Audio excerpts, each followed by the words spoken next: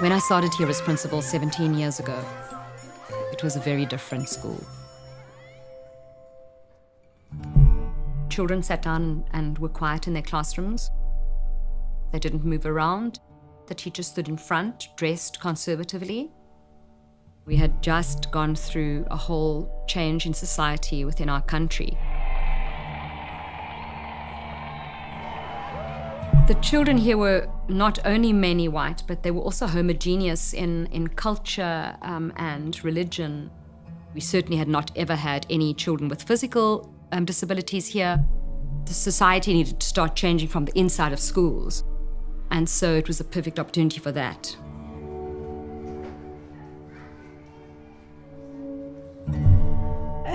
To me, as a mother, I have really been extremely blessed to have my two children, especially because David, my oldest one, he was born with a lot of problems.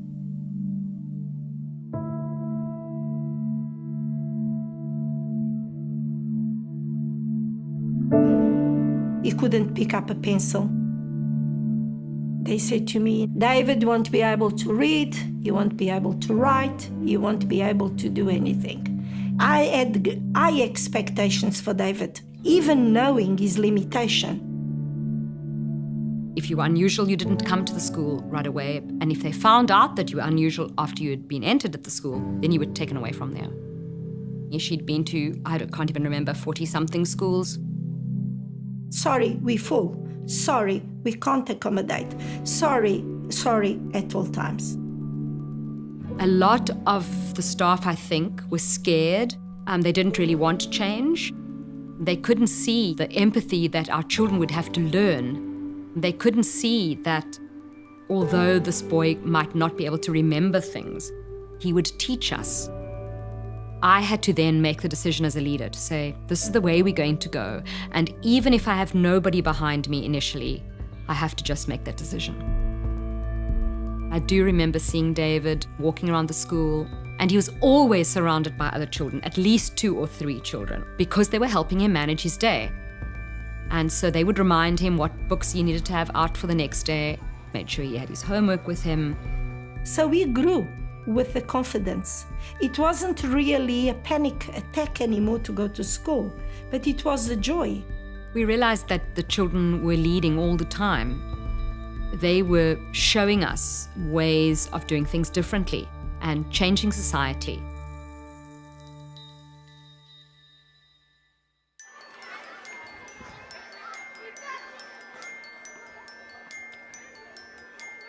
The legacy of David White is significant because he set the tone, he set the mark for all the other children who've come on board.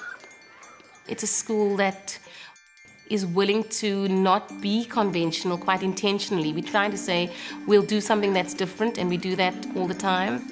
We teach love and empathy and kindness, flexibility, problem solving, resilience, innovation, compassion, because those are far more important than just knowing how to read and write.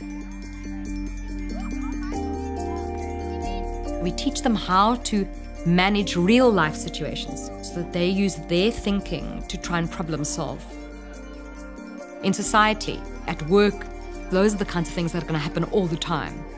The school focuses on that hidden curriculum of values teaching and conflict management and team skills.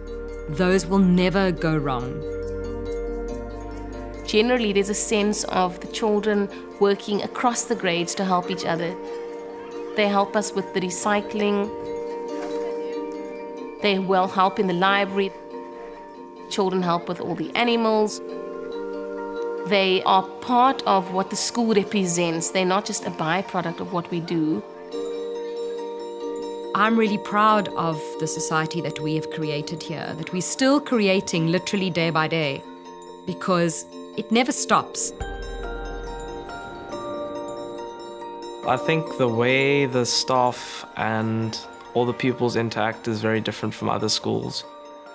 The school almost lets you have a little bit of rein while still keeping you in this right track. When you become a leader within a group, You have to worry about the other people and how they might be feeling because you are a leader. I use empathy now to understand my classmates and my teachers. And I think that later on in life, I'll use empathy to understand other people I work with. There's so much creativity, there's so much potential that if you open your eyes wide enough, you can see the South Africa Mandela dreamt about. Because he didn't dream of a utopia, he dreamt of a real place where people were working together and trying to move forward together. So the truth of the matter is that every single one of these children does come from a different place. Some of them are very wealthy children, some of them are exceptionally poor. And every single time we bring in another different child to the school, we learn something else. People are learning from us while we're learning from each other. The whole world might now be sitting up and taking notice of our little microcosm of society at the southern end of the southern hemisphere. I still remember David every day because I have his picture that he drew when he was in grade 2 on my wall. And when I see that picture, it reminds me all over again that we need to be brave every single day because the possibilities after that are endless.